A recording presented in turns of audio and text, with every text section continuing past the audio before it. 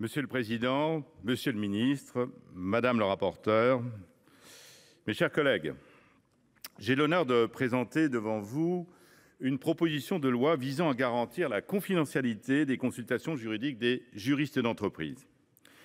Cette proposition de loi présente sûrement des traits familiers à certains d'entre vous puisqu'elle prend la suite d'un amendement déposé par le président Hervé Marseille dans le cadre de la loi de programmation et d'orientation du ministère de la Justice. Sans son initiative, je ne serais pas devant vous aujourd'hui, qu'il en soit remercié et le groupe UC également.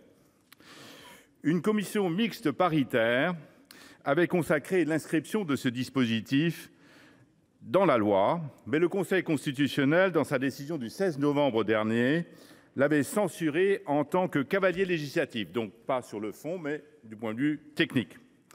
Il fallait un nouvel instrument législatif et je remercie mon groupe des Indépendants de m'avoir permis de saisir l'opportunité de notre niche parlementaire.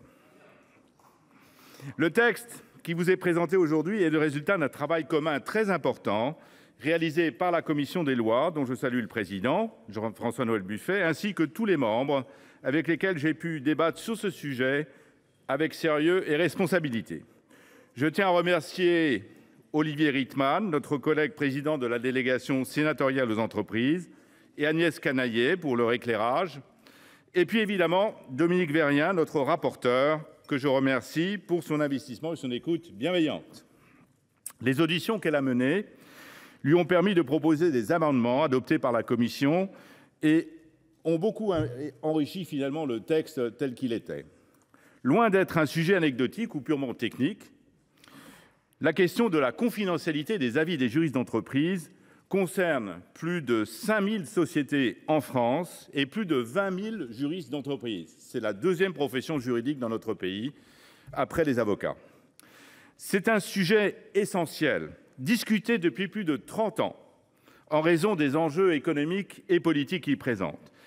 Il a été abordé sous de multiples angles, et la première fois par le rapport de Daniel Soulez-Larivière de 1988, qui déjà préconisait de permettre aux juristes d'entreprise de bénéficier de règles de confidentialité d'échange de leur correspondance. Il y a eu ensuite les rapports d'Henri Nallet, de Marc Guillaume, de Jean-Michel Darrois, du député Raphaël Gauvain, et enfin du groupe de travail Justice économique et sociale de Jean-Denis Combrexel. Tous ces rapports, même s'ils placent le curseur à des niveaux différents, vont dans le même sens, celui de la reconnaissance de la confidentialité des avis des juristes d'entreprise. Vous êtes donc appelés à vous prononcer aujourd'hui sur une question non pas anodine, mais déterminante, et qui n'a pas su jusqu'à présent trouver de solution législative. Le texte proposé répond à toutes les critiques qui ont pu être faites et permet une adaptation de notre système juridique qui est plus nécessaire que jamais. Longtemps, les juristes d'entreprise dans notre pays se sont contentés de mettre en forme juridique des décisions prises par d'autres, des ingénieurs, des commerciaux. La pratique a évolué. Le juriste d'entreprise voit son rôle de plus en plus reconnu et surtout, c'est l'État lui-même qui aujourd'hui lui délègue des tâches de plus en plus nombreuses. L'État fait des juristes d'entreprise de véritables auxiliaires des pouvoirs publics en les investissant de missions préventives pour éviter les risques juridiques avant que les problèmes ne se posent. C'est ce que l'on appelle la compliance ou la conformité. D'origine anglo-saxonne, où elle fait florès notamment dans le domaine bancaire, financier ou en matière de concurrence, la compliance a pris de l'ampleur en France, en particulier avec la loi anticorruption Sapin II de 2016. Cette dernière vise à aider les personnes confrontées à la loi à prévenir et à détecter les violations d'intégrité.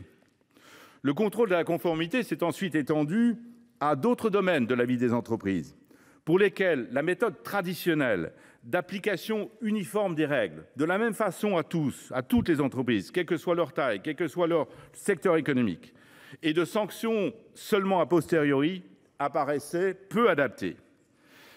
Des secteurs comme l'égalité femmes-hommes, l'environnement, la responsabilité sociétale des entreprises, notamment avec la loi du 27 mars 2017 relative au devoir de vigilance.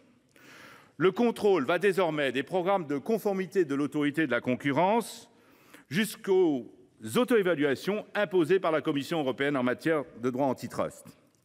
Dans cette conception nouvelle du droit, le rôle de l'État et des entreprises est modifié.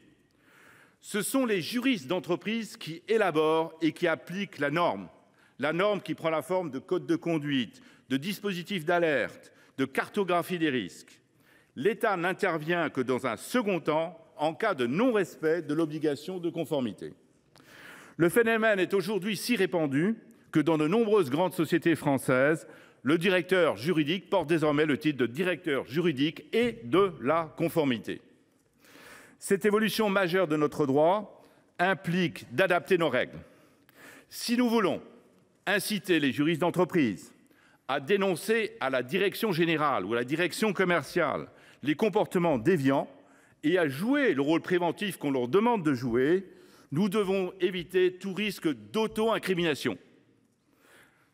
Pour ce faire, il n'y a qu'un seul moyen, que leurs avis juridiques préventifs soient protégés en cas de contrôle. Sinon, il n'y aura pas d'avis.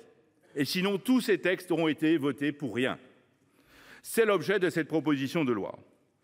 Le texte qui vous est soumis est un texte équilibré, qui répond à l'ensemble des critiques, des inquiétudes qui se sont exprimées à juste titre, et qui permet d'adapter notre système juridique aux défis qui l'attendent. Cette loi, d'abord, ne vise pas à entraver, je voudrais l'affirmer très fortement, le travail d'enquête des autorités de contrôle, qui elles-mêmes élaborent des programmes de conformité. Elles auront besoin de ce texte pour mettre en œuvre leur propre programme.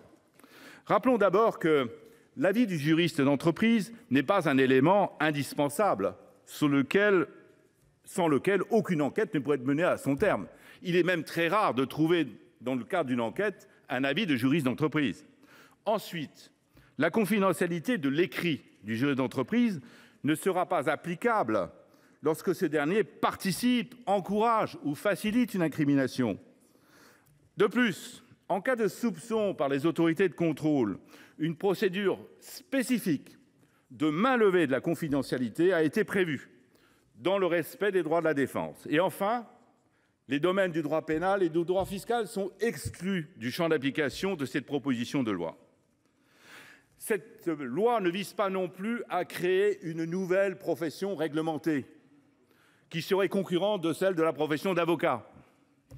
La confidentialité des avis des juristes d'entreprise ne doit pas être confondue avec le secret professionnel des avocats, qui n'a ni le même objet ni le même régime. La confidentialité n'est pas un secret absolu lié à la qualité de la personne, à la qualité de juriste d'entreprise. C'est une protection, comme disent les juristes, in rem, liée à un avis spécifique, identifié et traçable. Il s'agit d'une protection des avis et non d'une protection des personnes. Enfin, cette loi entend offrir un cadre juridique compétitif pour les entreprises françaises, et c'est fondamental.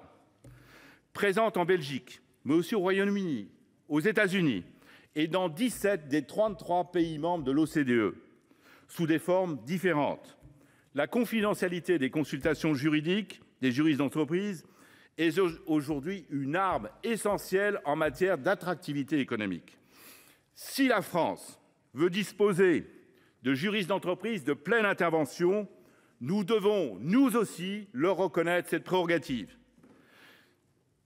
Cette loi évitera l'installation de services juridiques offshore et constituera une réponse beaucoup plus efficace que les lois de blocage aux injonctions extraterritoriales inadmissibles des juges étrangers et notamment américains. Je l'ai vécu. Le juge disant « s'il y avait une loi sur la confidentialité, je n'aurais pas donné l'ordre, l'injonction de produire tous ces documents ». Elle permettra enfin au droit français d'être à l'avant-garde, d'inspirer les futurs textes européens qui ne manqueront pas d'être adoptés dans les domaines que j'ai évoqués tout à l'heure. Et je voudrais le dire, parce que certains l'ont prétendu, la confidentialité française n'est absolument pas en contradiction avec les textes européens, puisqu'elle s'appuie sur le principe d'autonomie procédurale des États membres et ne s'oppose pas au principe de primauté du droit européen en cas d'enquête européenne. finalement, loin d'avoir à craindre ce texte, loin d'avoir à craindre une concurrence nouvelle, il ouvrira de nouveaux marchés aux avocats français. Et donc, c'est un texte qui va de l'avant. Il n'y a pas de crainte à avoir. Il faut y aller pour nos juristes, pour nos entreprises et pour notre droit.